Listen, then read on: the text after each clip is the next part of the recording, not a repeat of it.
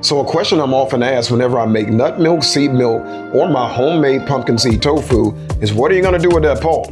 Well, I've got several other videos showing you how to use the pulp, and today I'm going to show you how to use pulp to make these delicious sour cream and onion crackers. So check it out.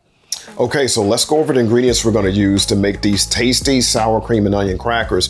We're going to start with a base of some pumpkin seed pulp.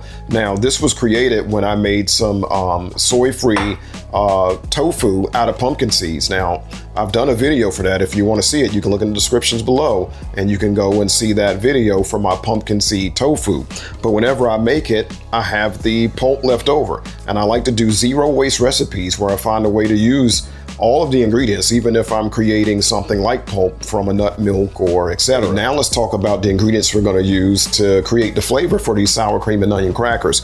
We're going to use some nutritional yeast. Now there's only one brand of nutritional yeast that I use because I only found one brand that's certified organic and certified not to be GMO. That's very important to me. Otherwise I won't eat it. And even then I don't eat a lot of nutritional yeast. Here and there I do, but when I do, it has to be certified organic and GMO. The one brand I found, I share in my app. I share all the brands I recommend in my app. You can go to hveating.com to check that out, or just use your favorite brand.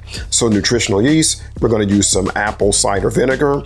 We're gonna use some parsley. We're gonna use some dry dill. We're gonna use some onion powder, of course, some ground flax, some psyllium husk, and some garlic powder. So these are things we're gonna use to create the flavor for the crackers. Let's start putting it together.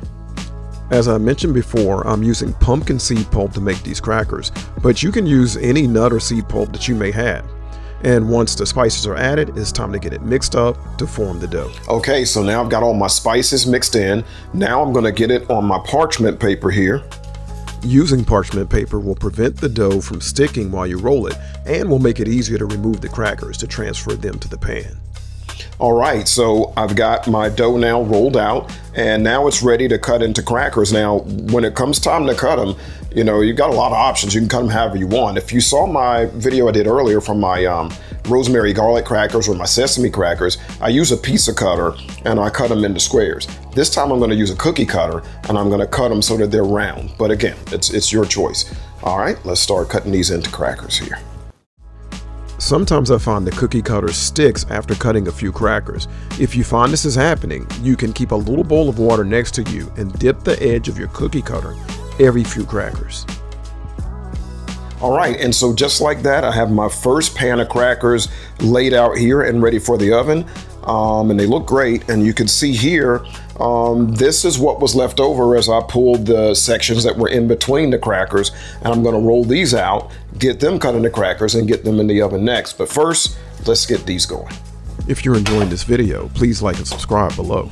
Okay, so my crackers are about at the halfway point of cooking, and at this point I want to stop and I want to flip them all and then get them back in the oven to finish their second half of baking. So the cooking time will vary depending on how thick you roll your crackers.